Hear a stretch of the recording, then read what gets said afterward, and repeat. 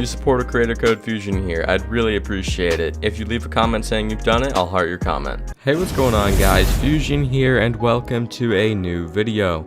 And in today's video guys, I'm going to be showing you how to make a Fortnite thumbnail. So guys, before we hop in, I'd really appreciate if you guys left a like, subscribed, and turned on post notifications. You won't regret it. I make multiple videos a week on Photoshop, Fortnite, and different type of content. And let's hop into it. So first, you guys want to open up your pack. Whether you're using my first pack or my second pack, you simply want to open one of them up. Let your Photoshop load. Now guys, if you don't already have my pack, the link in description will link you guys to my video of my first pack and second pack. I recommend you guys get the second pack. It's a lot better in my opinion. Now that I am on my second pack, I'm going to simply hide the thanks layer, and I'm going to get to making the thumbnail. So you do want to start off by first getting a background from either the Fortnite background, color backgrounds, or your own background or screenshot, bringing that in here, putting it down above the background layer. Then usually the second thing I do is I go up to color correction. I apply these two color correction layers, and next I will move on to text. So I'm going to simply make this thumbnail about the new Rams and Patriots Super Bowl outfits that I got a few days ago. So I'm going to go into Fortnite overlays. I'm going to get this blue box.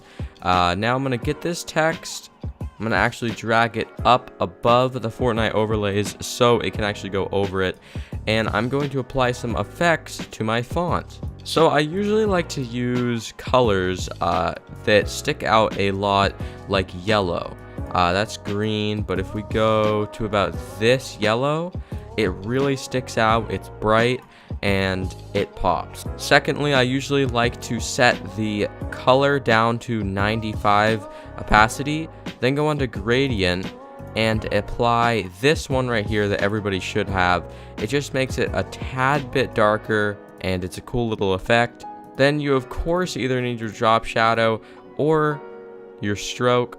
For this, this is the settings that I'm going to use. Distance, I will put 9, spread 0, size 2, 100% opacity on multiply. It's a cool little effect. I could add a stroke. I don't think I'm going to though.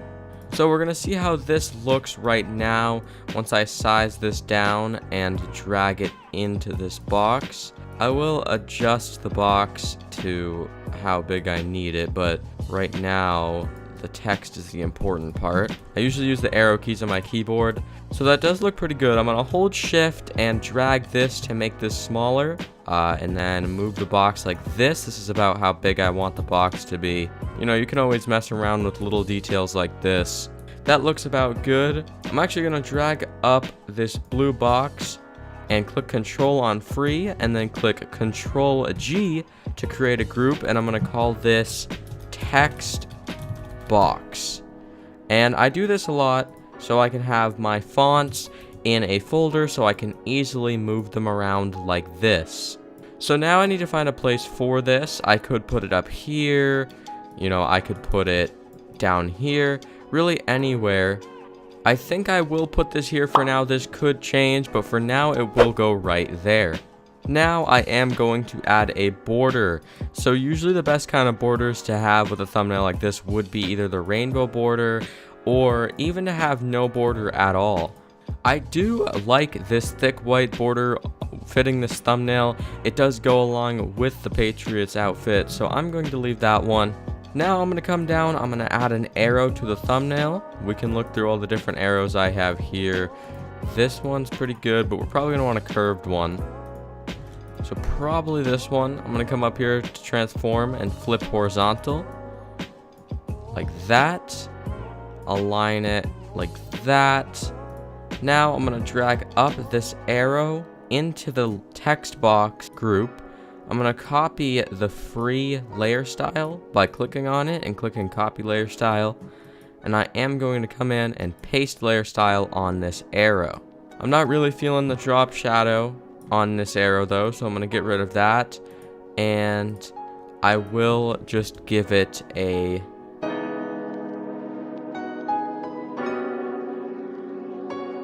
a little drop shadow like this. I will drag this below so it is below the layer. And now I'd say we are pretty close to done, but we do need to make our actual thing that our viewers are going to be looking at in the thumbnail stand out a little bit more. So we need to add something to attract the attention to that spot. So what I'm going to do is select around these little icons here of the Rams and the Patriots.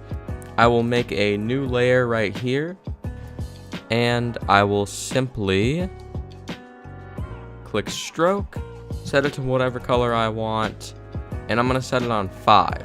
So there we go, that's how it does look. Now don't worry, we will make that look better. Now I'm going to move over to the Patriots one.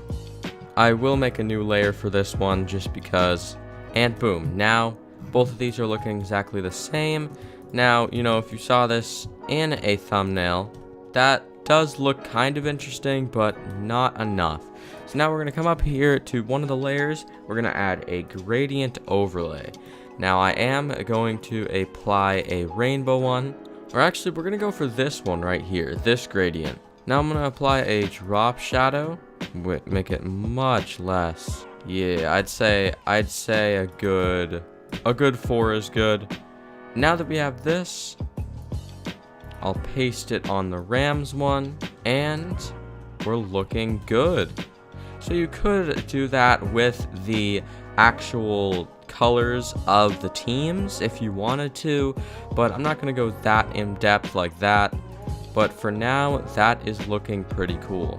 I am looking at the text though, and I do feel like the text does need a little bit more work. So I think if we did add on this stroke, it would go a little bit better, as well as bringing in the drop shadow a little bit more and making the spread a little bit larger. So now it's not as noticeable, bringing the text down a tiny bit, and the text is looking a lot more bolder. We are almost done, but I do want to add on a emoji here. The best one to add is the surprised with hands one, since it shows that you're surprised about what's happening in this thumbnail.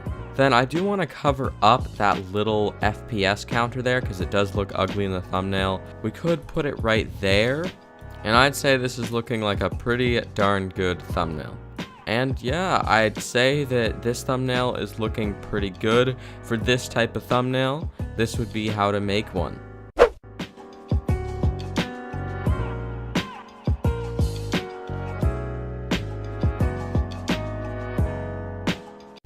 And I am now going to show you guys how to make another type of Fortnite thumbnail. So this one is going to be a type of Fortnite thumbnail that is simply like a background, like this one or this one, and then some text on the screen talking about something.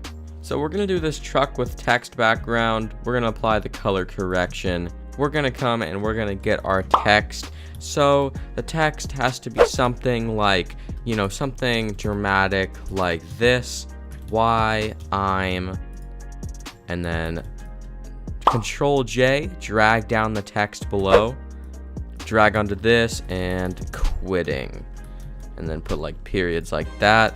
I'm then gonna control and click on the why I'm, drag this way up here below borders, make a group, name that text like I always do. And if you guys are interested in the font that I have been using, it is called Luckiest Guy. You can find it on like defont.com and stuff, I'm pretty sure. Make sure you're safe when you're downloading fonts, because there could be some sketchy websites.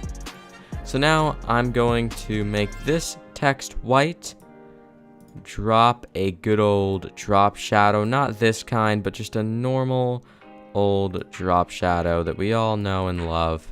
Everybody uses drop shadows. We'll do 17 and 10 here. Then I am going to add on the gradient overlay, because this is on 95, so then with the gradient makes it a tad bit darker. And this is already popping out a lot, but I'm gonna copy this, paste it on quitting, then I'm gonna go into the blending options, color overlay, get a good old yellow again, and as you can see, here is our font done. So I am now going to hold down Control, select on why I'm, and I'm going to come up here to this button, press this one, and that basically aligns them. So for an example, if you had why I'm way over here and you're like, oh well, how do I without all that fuss, you just quickly select both of them and click that, and it perfectly centers both of them. But for this one, I will actually drag it over the word more because it's centering it with the periods, but I could just simply arrow key it over and we're looking good like that. Now I'm going to come on to the text one. I'm going to center it like that, because if you have a group and you click on it and you click Control A and then click up here and then here, it perfectly centers it. I am going to leave this a little bit higher up though, because that's just how I want it to be. And now I am going to go to Google and I'm going to type in Fortnite waterworks, and I am going to try to find a little picture of the waterworks emote, which is a crying emote in Fortnite. So then it can be, you know, like sad, there's a crying Fortnite character. So I'm just going to take this Gold Trooper one, save image as, come back to the desktop, drag her in, then I'm going to make her bigger like that.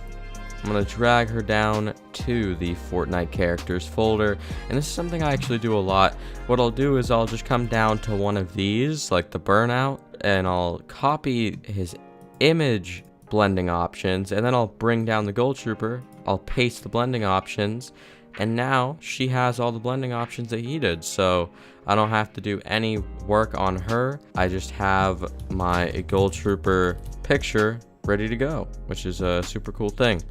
A lot of the things I do in Photoshop are little shortcuts that I have learned. Pretty much everything I've learned is from own experience and also from YouTube videos that I have watched. I'm gonna leave this video without a border. I feel like it doesn't need one, but the last thing I do think it needs is a crying emoji. So if we come down here, we can find a cry one. Probably past it. Yep, there it is. And we need to find some sort of place for this. So I put the text centered vertically as well, and I think we are done. A very solid looking thumbnail, you know, not a ton of detail into it, but it definitely looks nice. You know, if we zoom out, we can see what it would kind of look like on, like, if you're scrolling by it on YouTube, it would look like that. You know, that's pretty good. You know, it's very forward, it's very, you know, why I'm quitting, like it's showing what's going on. I think it's a very good thumbnail in my opinion. So if you guys did enjoy this thumbnail tutorial, make sure you guys drop a like on the video. Show me that you guys are enjoying these Photoshop videos, because I love Photoshop, man. It's like my favorite program of all time. Like, I can seriously come on Photoshop and just spend an hour creating something cool that I like, and I just absolutely enjoy it. So if you guys want more Photoshop videos, let me know in the comments, drop a like, make sure you guys subscribe and turn on post notifications, and I will see you guys soon. Bye everybody.